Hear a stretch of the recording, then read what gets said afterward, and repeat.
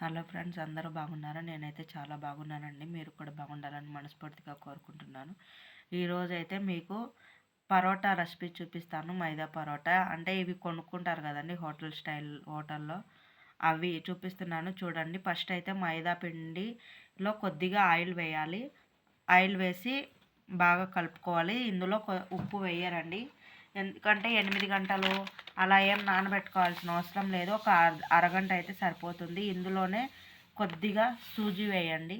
సూజీ అంటే బొంబాయి రవ్వ, ఇలా ఇలా వేసి, అలాగే ఇందులో కొద్దిగా చక్కెర వేయండి. చక్కెర కొద్దిగానే వేసుకోండి, ఎందుకంటే నీళ్ళు కలిపేటప్పుడు అది చక్కెర మైదా పిండి కాబట్టి మెత్తగా అవుతుంది. అలా కాకుండా చూడండి, నేను చూపించినంత మాత్రమే వేసుకోండి.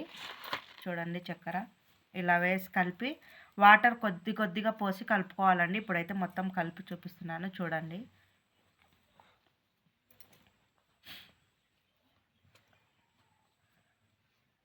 మైదా పిండిలో ఎప్పుడు కలుపుకున్న గోధుమ పిండిలో లాగా నీళ్ళు ఎక్కువ పోయకూడదండి. పోస్తే ఇవి కొంచెం మెత్తగా అవుతుంది పిండి, మళ్ళీ మీరు వేరేది కలుపుకోవాల్సి వస్తుంది. అలా కాకుండా చూడండి, ఇలా కలుపుకొని కొద్దిగా వాటర్ వేస్తూ కలుపుకుంటూ ఉండాలి. చూడండి, ఇలా కొద్దిగా వాటర్ వేసి కలుపుకుంటూ ఉండాలి. ఎక్కువ వేస్తే మైదా పిండి కలపడానికి రాదు. చూడండి ఇలా కలుపుకోవాలి. ఇక్కడైతే ఒక చిట్కా చెప్తాను చూడండి. మనం పిండి కలిపితే ఇక్కడ పళ్ళానికి ఏమి ఉండకూడదు. అప్పుడే మీరు పర్ఫెక్ట్గా పిండిని చేసినట్టు. చూడండి, ఇలా చేసుకోవాలి. ఇప్పుడైతే దీన్ని ఇలా ఒక 15 నిమిషాలు అన్న తర్వాత ఇందులో కొద్దిగా ఆయిల్ వేసి చూపిస్తున్నాను చూడండి. ఇలా ఆయిల్ వేసి చూడండి, ఇలా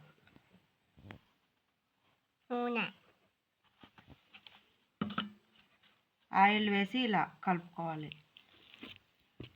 కలుపుతూనే ఉండాలండి, గుర్తుపెట్టుకోండి. ఒక 20 నిమిషాలు ఇలా, ఎందుకంటే పరోటా మెత్తగా వస్తుంది బాగా. చూడండి, పిండి అయితే కలుపుకున్నాను. ఇలా కలుపుకోండి, చూడండి తెలుస్తుందే.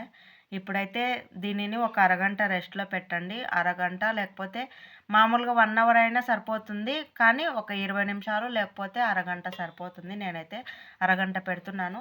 దీనిపైన కవర్ చేసి ఉంచండి. ప్లాస్టిక్ కవర్ అయినా పర్లేదు, లేకపోతే ఒక గిన్నె అయినా ఇలా బోర్లించి పెట్టుకోండి.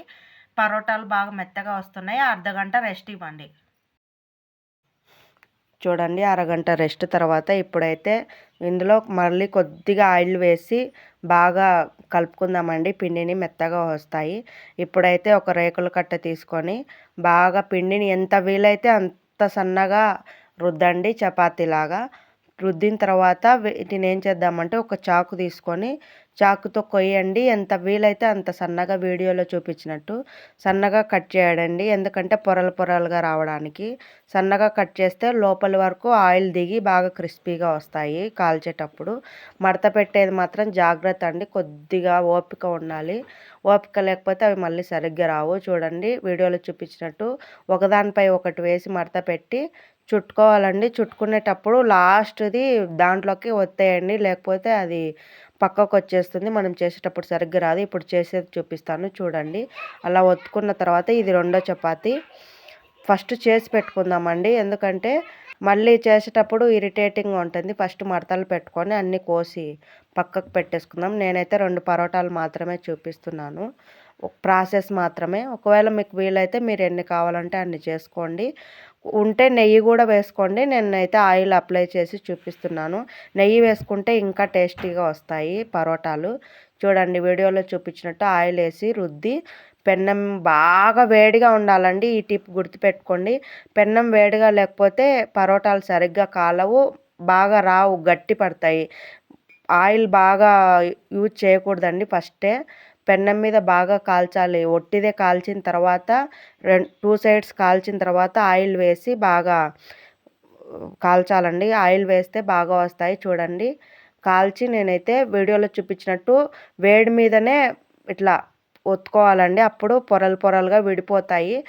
కొద్దిసేపు ఉండాలండి. అలా కొట్టిన తర్వాత వెంటనే పొరలు ఏం ఊడిపోవు. ఒక 10 నిమిషాల తర్వాత మీరు తినేటప్పుడు పొరలుగా వస్తాయి. చూడండి, పరోటా అయితే ఇప్పుడు రెడీ అయిపోయింది. నేనైతే 2 చేసి చూపించాను ప్రాసెస్. మీకు ఒకవేళ ఇలా వద్దు ఇంకా ఎక్కువ చేసుకుంటామంటే ఎక్కువ క్వాంటిటీలో పిండిని పిసుక్కోండి. ఆయిల్ అప్లై చేయండి. ఒకవేళ మీకు నా ఛానల్ నచ్చితే like, share, subscribe. Please support.